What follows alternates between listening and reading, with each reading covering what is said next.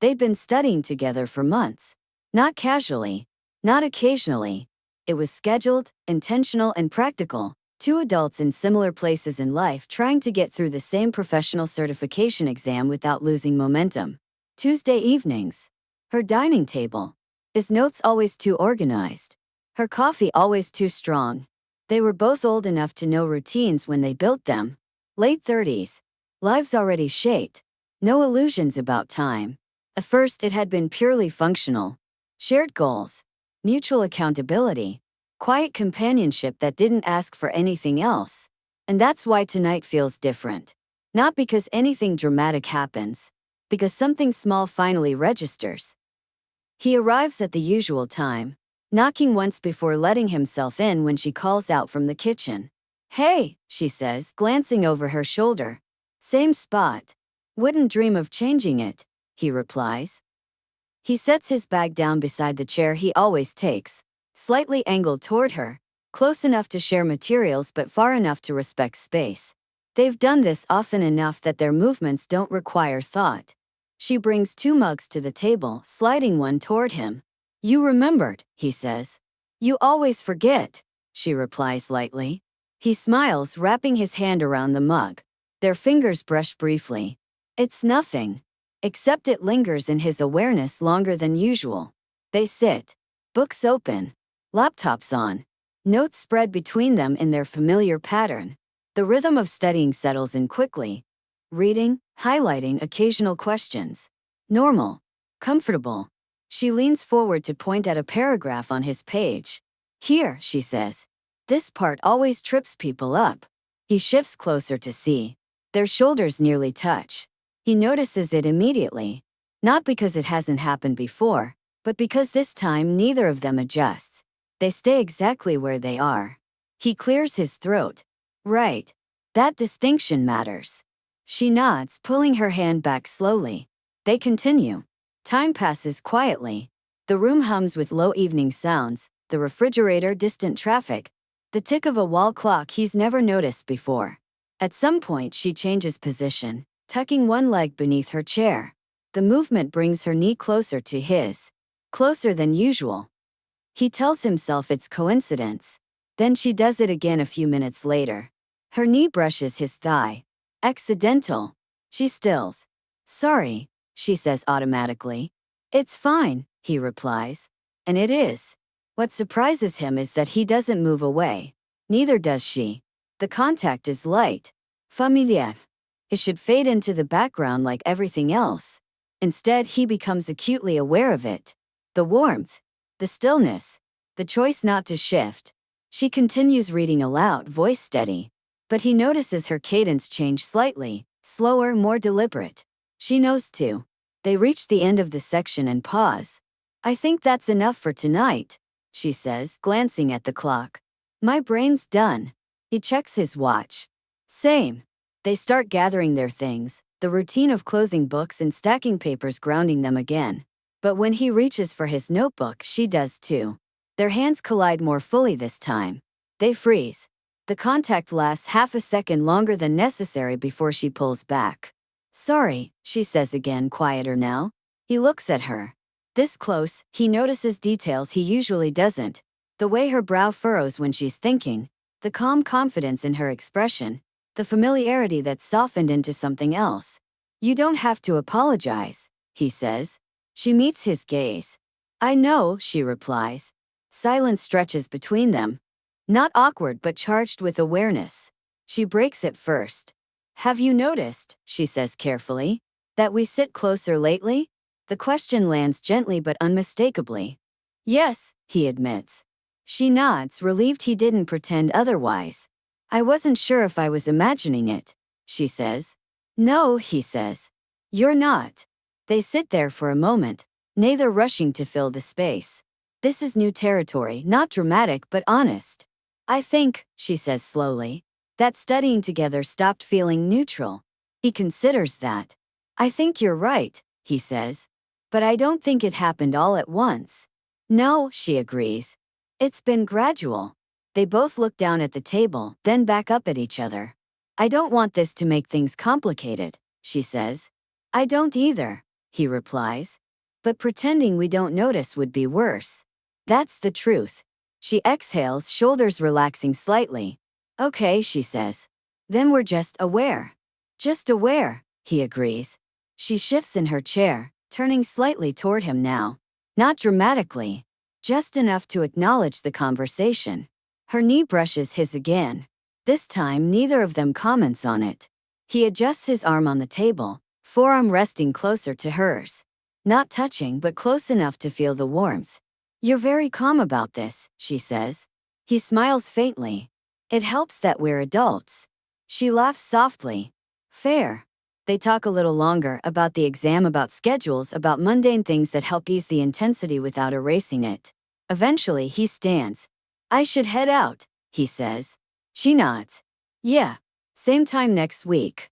Unless you want a break, he offers. She considers that. No. Think. I like our routine. He does too. At the door they pause. Not because they don't know what to do, but because something has shifted. Good night, she says. Good night, he replies. For a brief moment it feels like there's more to say. There isn't. Not yet. He leaves, walking down the hall with a quiet sense of clarity. Nothing inappropriate happened. Nothing rushed. But something real was acknowledged. They've always studied together. Tonight was just the first time they noticed how close they'd been sitting. The next Tuesday arrives quietly.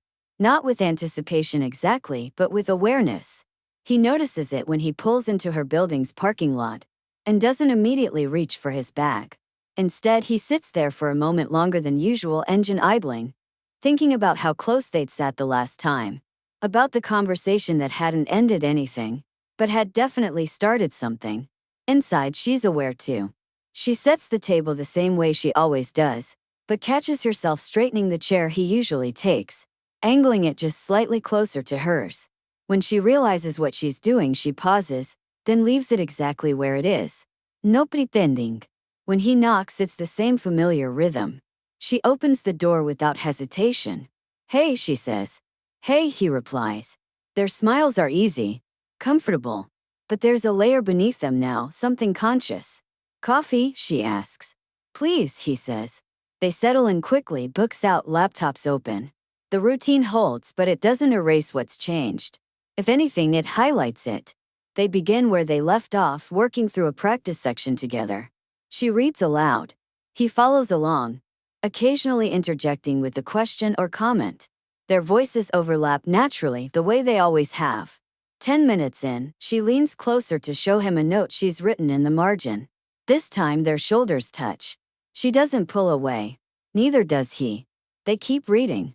The contact feels deliberate, not dramatic, just acknowledged. A choice made by both of them to stay where they are. You're quiet tonight, she says after a moment. So are you, he replies. She smiles faintly. I'm thinking. About the exam, he asks. Partly, she says. And partly about how this feels different now that we've talked about it. He nods. I was wondering when that would come up. She glances at him. You were. Yes, he says honestly. I didn't want to pretend it hadn't changed anything. That matters to her. She relaxes a little more in her chair, thigh pressing lightly against his now. I'm glad you didn't, she says. They continue studying, but the pace is slower. More pauses. More moments where one of them finishes the other's thought. At one point, she reaches for his notebook without thinking, pulling it closer to her to compare notes. Her hand stays there longer than necessary, fingers resting near his. He watches the movement carefully, not with tension but attention. You do that, he says gently. She looks up. Do what? Reach first, he says. Then decide later. She laughs softly. You've noticed that? I study people the same way I study material, he replies. She considers that. That explains a lot. Their hands are still close now. Close enough that the space between them feels intentional. She doesn't move hers away. Neither does he. Eventually, she exhales and leans back slightly, breaking the spell just enough to speak clearly. Can I ask you something? She says. Of course. Were you worried, she asks, that if we acknowledge this it would complicate things? Yes, he admits. But I was more worried that not acknowledging it would. She nods. That's where I landed too. They sit with that shared understanding for a moment. She closes her notebook. Okay, she says. Let's take a break. He smiles. Agreed. She stands stretching slightly, then moves to the kitchen to refill their mugs. He watches her, not in a way that feels invasive but newly aware. The familiarity has softened into something warmer. When she returns, she hands him his mug. Their fingers brush again. This time, neither of them pretends it's accidental. She doesn't pull away immediately. He doesn't either. You're doing it again, she murmurs.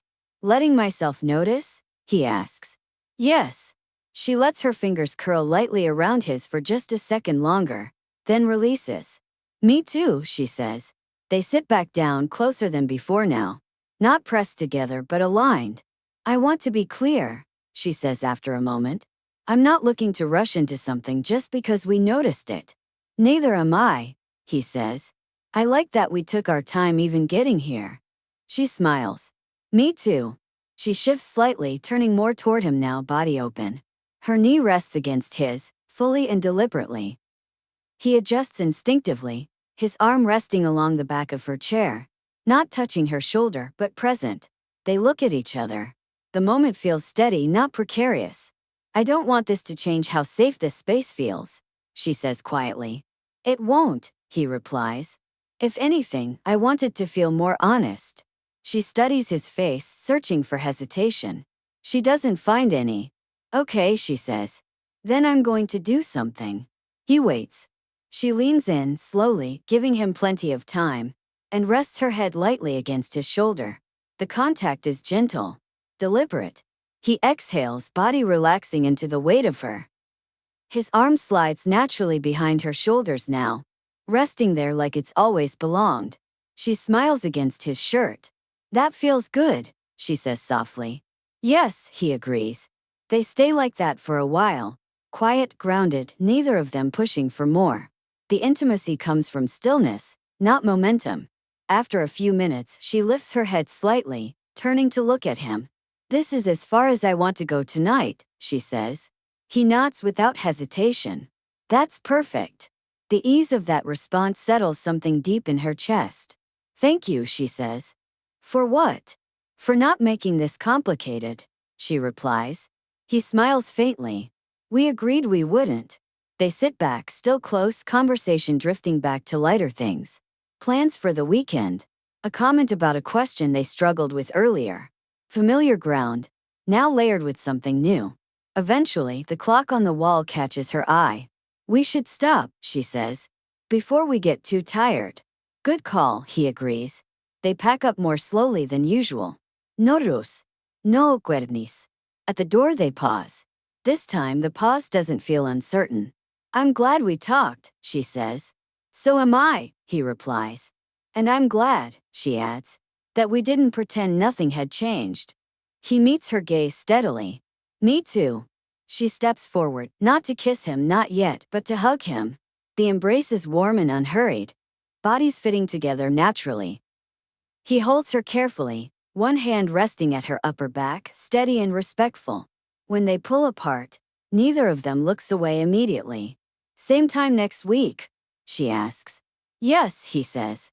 But maybe next time, dinner first? She smiles, a soft warmth spreading across her expression. I'd like that, she says. He leaves a few minutes later, walking down the hall with a sense of calm certainty rather than anticipation. Nothing dramatic has happened. Nothing rushed. But something solid has formed, built on routine, trust, and the simple honesty of noticing what's been there all along. They'd always studied together. Now they're just being honest about why sitting close feels right. And neither of them feels the need to step back.